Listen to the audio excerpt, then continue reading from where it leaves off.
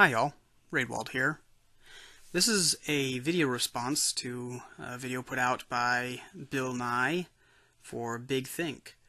It's Bill Nye's response to those who do not support abortion. And I would like to address his arguments, such as they are, and also the fact that he is misusing science. He is being a pseudo-science guy, in the sense that he, like so many popular publications, is taking a scientific fact and then drawing from that conclusions that do not follow from that. Let's go ahead and let's see what he has to say.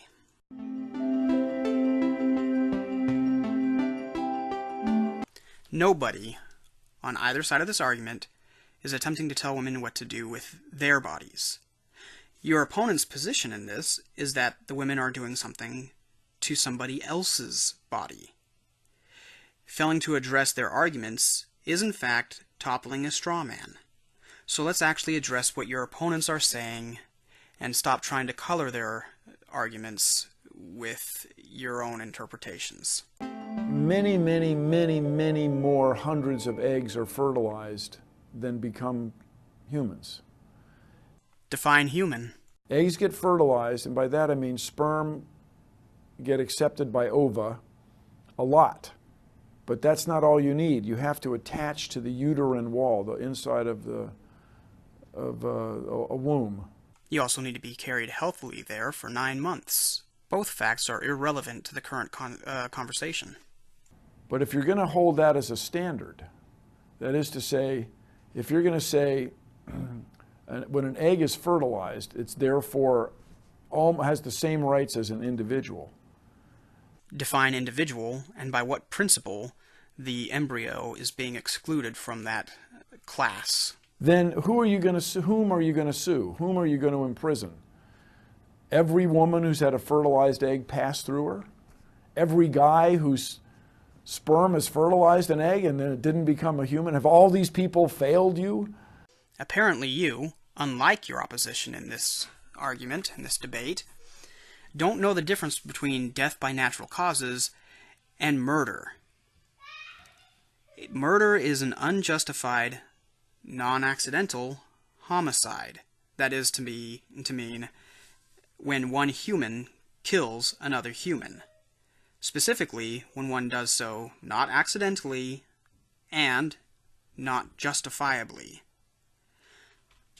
You cannot conflate the two.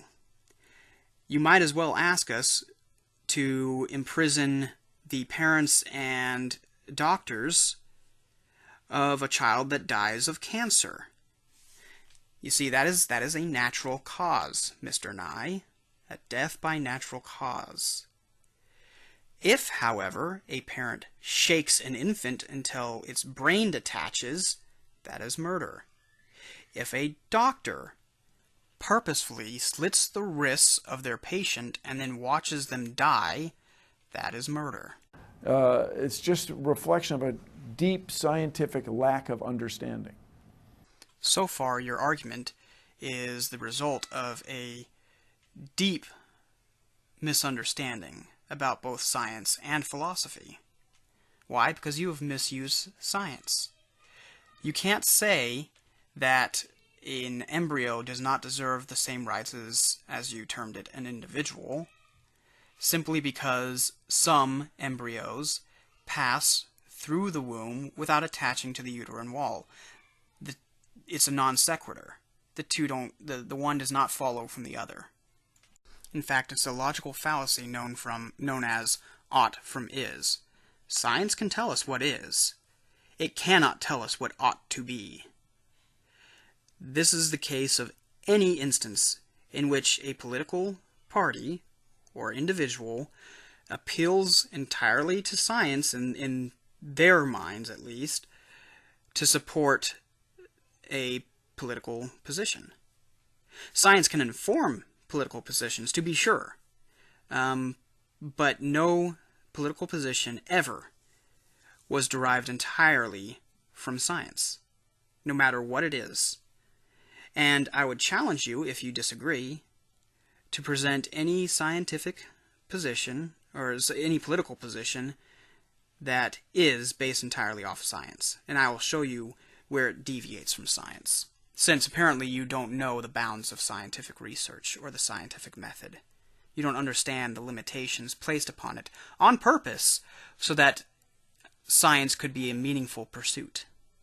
And you literally, or you apparently literally don't know what you're talking about. And so... says the man who can't tell the difference between a natural death and a murder. When it comes to women's rights with respect to their reproduction, I think you should leave it to women. It's really, you cannot help but notice. I mean, I'm not the first guy to observe this. You have a lot of men of European descent passing these extraordinary laws based on ignorance.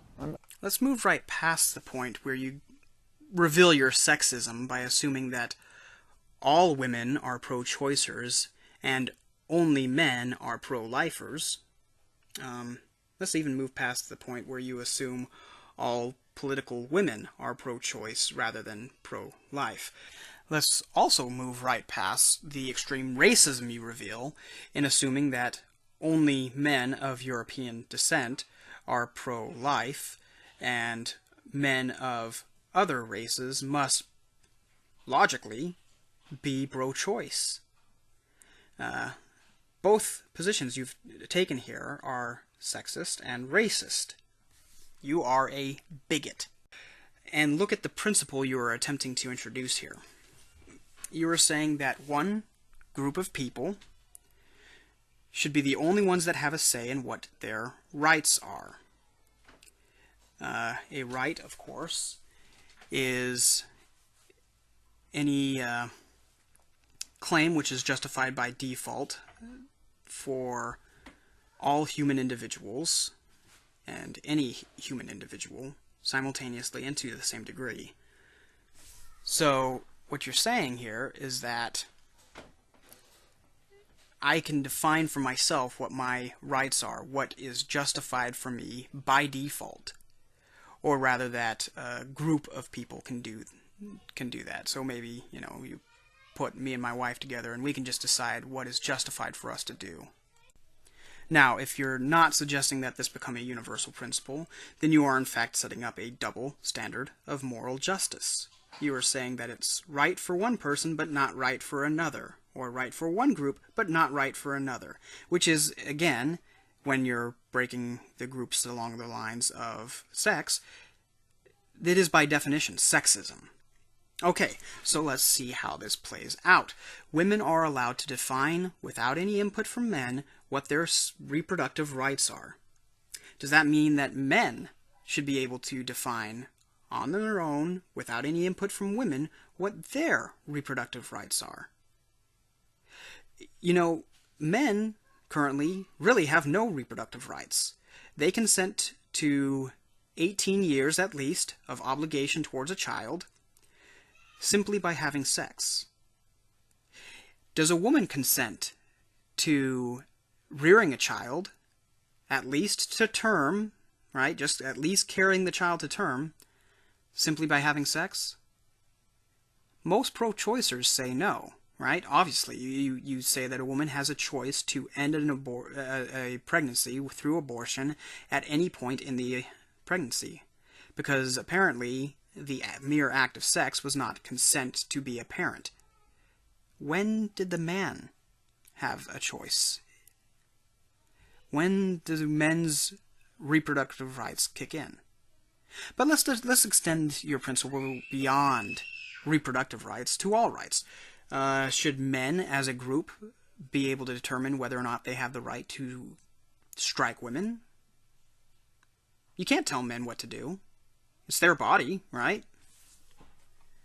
Try to be a little more cautious and thoughtful of the principles you would seek to introduce into society before you in fact introduce them into society through law. Because once those principles are in, they can be used by whoever takes control of the government.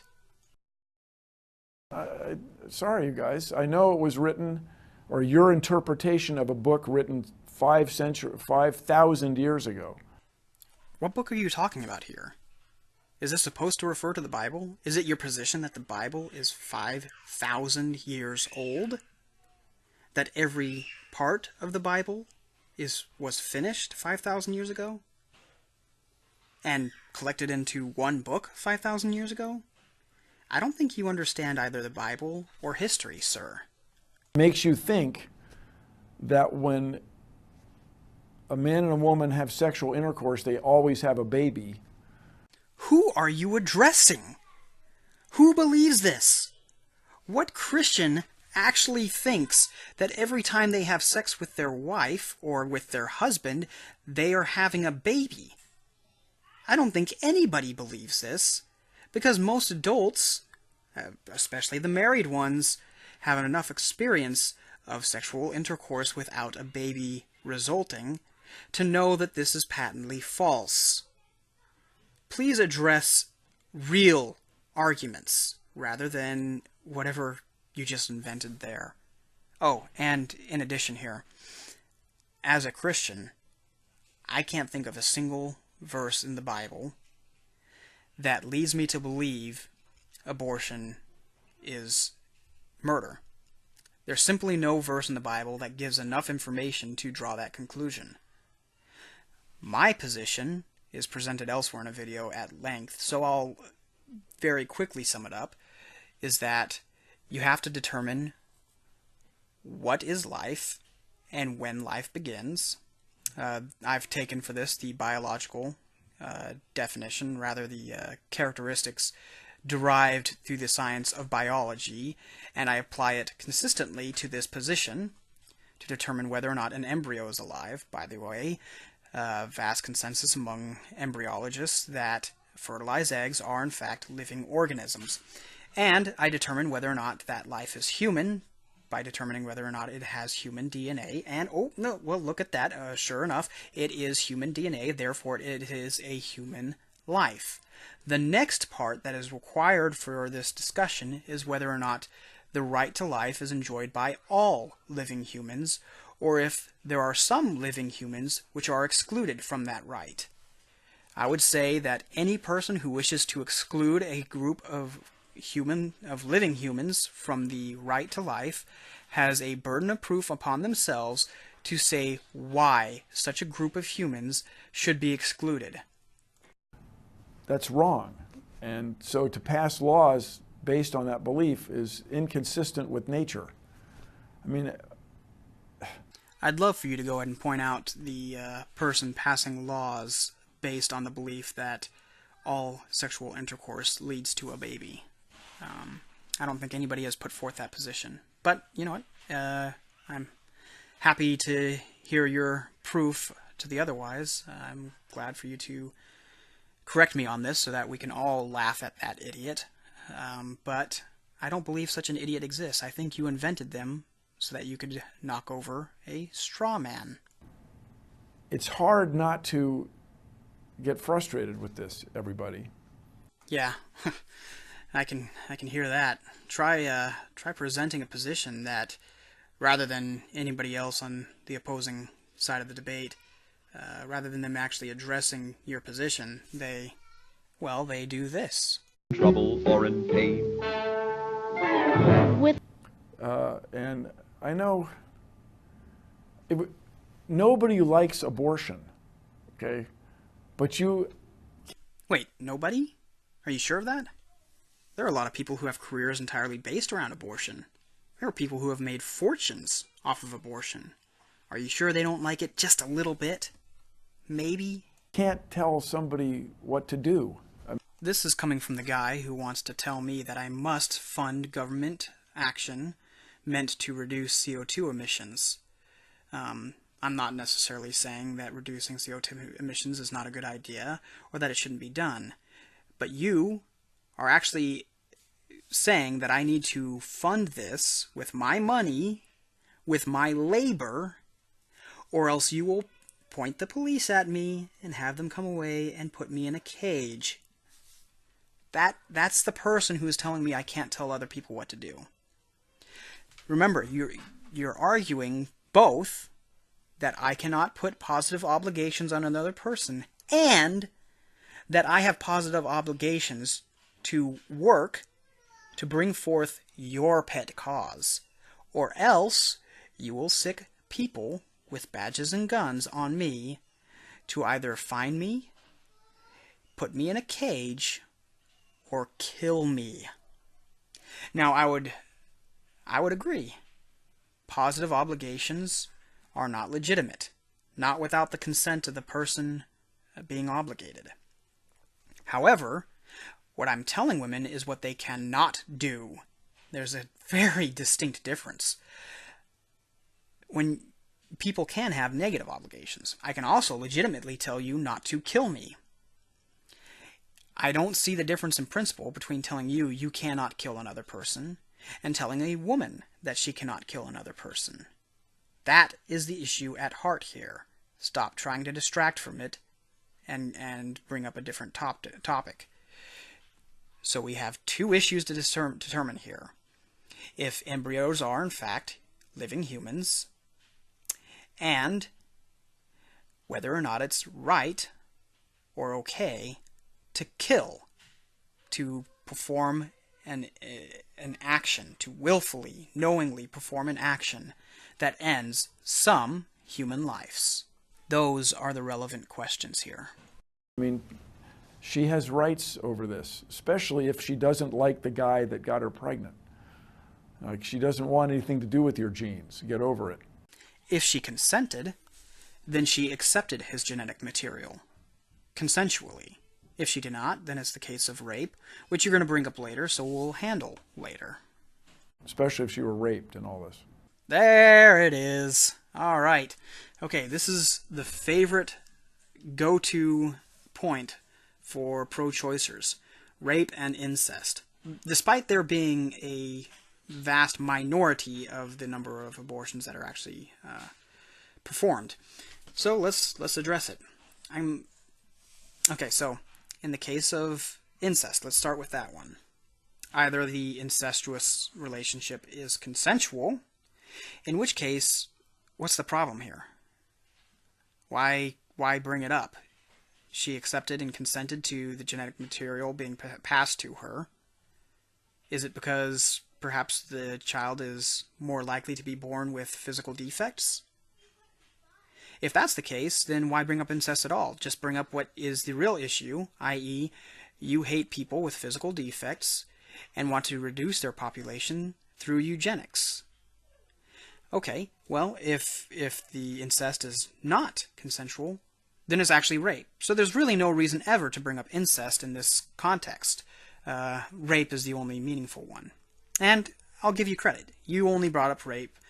You didn't bring up incest. So I was putting that in there for the other pro-choicers, not directly to you. So, rape. I'm not a particular fan of the death penalty. And in the small number of cases where I think there's, a valid point to the death penalty, I don't really think that rape falls into that category. I don't think that the death penalty ought to be applied for rape, and only rape. So that's one point. The next point is, if the death penalty were justified in cases of rape, then I'd prefer that the death penalty be passed upon the rapist, not one of the victims. And yes, I would say the embryo in this case is a victim of the rape. You see, the embryo didn't do anything. The embryo didn't rape anybody. Why are you passing the death penalty on the wrong person? Not to mention the fact that you're doing so without any pretense at due process of law. So it's very frustrating on the outside, on the other side. It's frustrating on both sides, buddy. Please start addressing our arguments. We have so many more important things to be dealing with. We have so many more problems. to squander resources on this argument based on bad science, on just lack of understanding. Forcing science to conclude that which it does not conclude is bad science. Conflating death by natural causes with murder is misunderstanding. So who is making their conclusions based on bad science and a misunderstanding here? Which side of the debate is doing so? Now, moving past that, sure, there are other problems in society. That doesn't matter. There can be this problem too. And if, going by the numbers presented online, we are in fact receiving or performing between 700,000 and 1.2, 1.1 million abortions a year, that's a pretty big problem. Especially if the opposing side of this debate is correct. If those are in fact murders, what we have is legal sanction for, let's just cut the difference and call it 900,000 murders every year. And we're not only giving them a complete pardon to do this, we're forcing people to fund it with tax dollars. We're telling people you must fund murder or we'll send armed men to your house to put you in a cage or kill you. That is what's happening. I would say that's a pretty big problem. I would say that's a pretty high priority. If you disagree, that's fine. But by what right do you impose your priorities on me? It's very frustrating. You wouldn't know how big a human egg was if it weren't for microscopes, if it weren't for scientists who are medical researchers looking diligently. You wouldn't know the process. You wouldn't have that shot, the famous shot or shots where the sperm are bumping up against the egg. You wouldn't have that without science. So then to claim that you know the next step when you obviously don't is trouble. How is any of this relevant to the current conversation? We are discussing whether or not A, embryos are living humans, and B, it is in some cases okay to kill some living humans when those living humans have done nothing wrong. Those are the points that are relevant to this discussion. First of all, I don't even know who in the abortion debate is claiming knowledge of what comes next or that it is relevant to the debate. And B, again, this is where you are attempting to increase the authority of science. It's unnecessary. Everybody accepts that science has done a good job. It does what it promises to do. It helps us to draw closer to an understanding of the universe, and it provides many benefits to us along the way. Great. Thank you, science. We love it. What you're doing, sir, is not science. This is philosophy. It is political philosophy. You're trying to appeal to the authority of science in the making of your claims, your philosophical claims, not scientific. Your claims are not scientific at all when it comes to abortion. And to point this out, I'm going to ask you, what empirical evidence have you gathered to prove conclusively that embryos do not deserve rights? What experiments did you run? How did you go about proving your hypothesis through the scientific method? How would you go about falsifying through the scientific method whether or not an embryo deserves a right to life? Do you see how ridiculous this is? You, sir, do not understand science. And you know what? Frankly, I can't claim to understand it that great either. I'm not a scientist. I don't deal with it day to day. What I know about it, I learned just through the basic gen ed courses in college and grown up through the public school system. But I do know at least enough to know the distinction between science and philosophy. And I don't pretend to be a science guy. At some point, we have to respect the facts. Recommending or insisting on abstinence has been completely ineffective. Just being objective here. Ineffective by what criteria? Ineffective for what purpose, what goal? You have to define that. Now, I do admit that the numbers definitely show that insisting on abstinence-only education tends to increase the number of teen pregnancy. However, the same data demonstrates that the states which teach abstinence only also have lower cases of abortions. The current conversation is abortion, not teen pregnancy. Because you see, not only teens are performing abortions, there are in fact other people having abortions than pregnant teens. So, my guess is that the data on abortions isn't actually directly tied to teaching abstinence only. It might come from perhaps a common cause. You know, both might come from the same thing, such as a higher instance of religious faith. But, again, not relevant to this conversation. Let's get back to what is relevant to the conversation. You keep distracting from the point. I might start thinking you're doing so on purpose. Closing abortion clinics, not giving women access to birth control has not been an effective way to lead to healthier societies. Removing a woman's access to abortion is not the same as removing a woman's access to birth control. I don't know of a whole lot of people who are attempting to use law to remove women's access to any and all birth control. I think birth control is pretty well accepted by the majority of people. And those who do not accept it as, for their own use, are usually pretty happy to allow other people to utilize it. Again, not on target. Oh, and by the way, define a healthy society.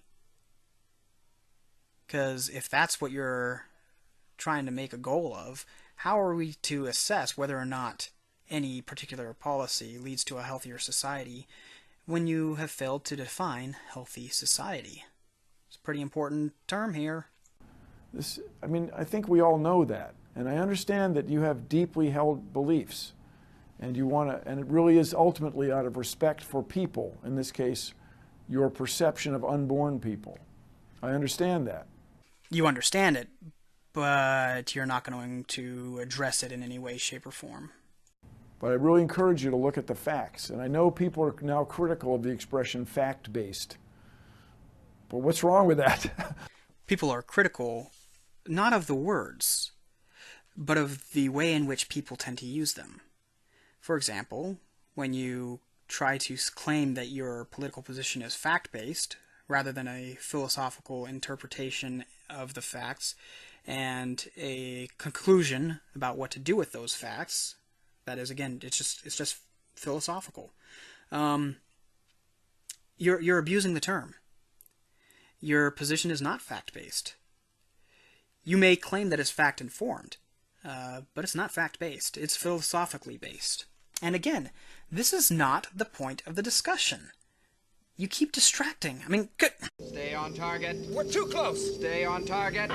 So I just really encourage you to not tell women what to do. A, what about the woman pro-lifers, you sexist pig? And B, you just told me that by telling me what to do. And not pursue these laws that really are in nobody's best interest. Not even the child's best interest? Well, that's funny. I thought that a right to life is every individual's self-interest.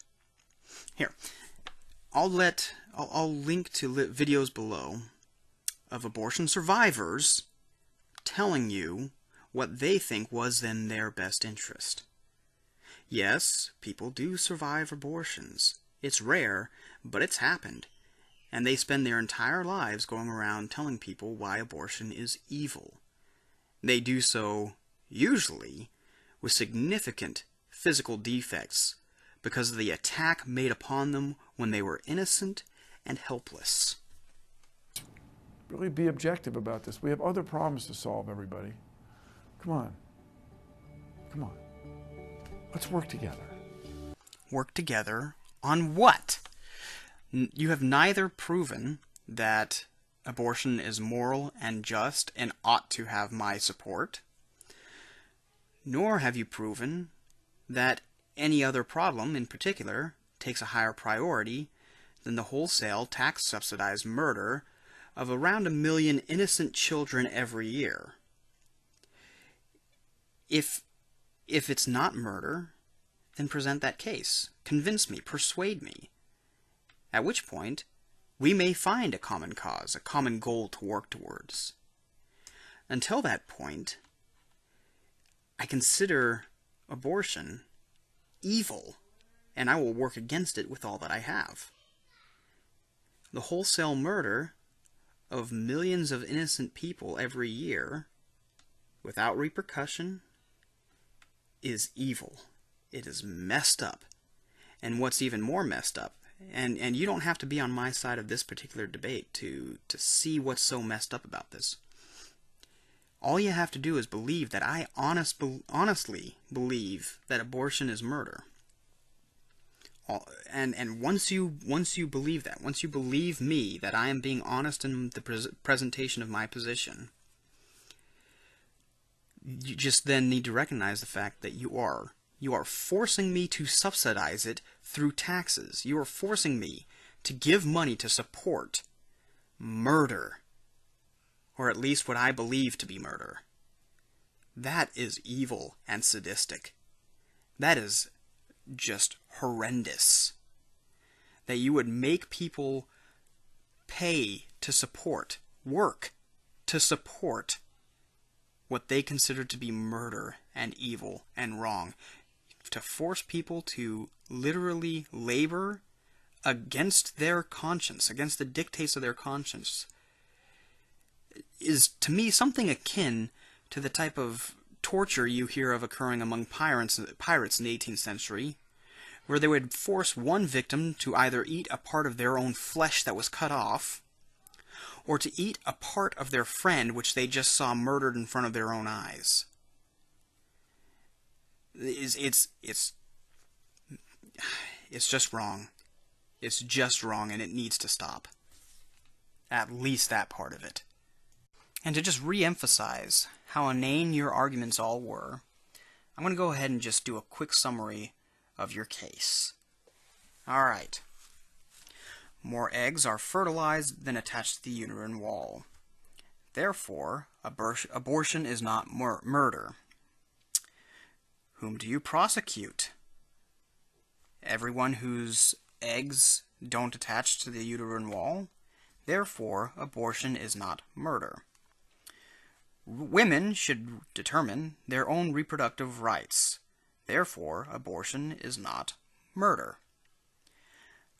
Abortion is not murder because white men. Really old book says sex always leads to a baby. Therefore, abortion is not murder. You are frustrated. Therefore, abortion is not murder. Nobody likes abortion. Therefore, abortion is not murder. Women have rights. Therefore, abortion is not murder. Rape. Therefore, abortion is not murder. There are other problems with higher priorities. Therefore, abortion is not murder. You are stupid. Therefore, abortion is not murder. Science is good.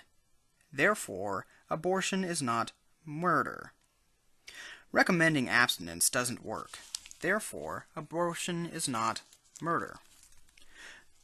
Reducing female access to birth control doesn't lead to a healthy society. Therefore, abortion is not murder. You have a deep respect for unborn people. Therefore, abortion is not murder. Look at the facts. Therefore, abortion is not murder. Don't tell women what to do. Therefore, abortion is not murder. Don't pursue laws that aren't in anyone's best interest. Therefore, abortion is not murder. Let's work together. Therefore, abortion is not murder. Now, to be sure, some of those points may have been meant to be taken in conjunction with each other, leading to the conclusion that abortion is not murder.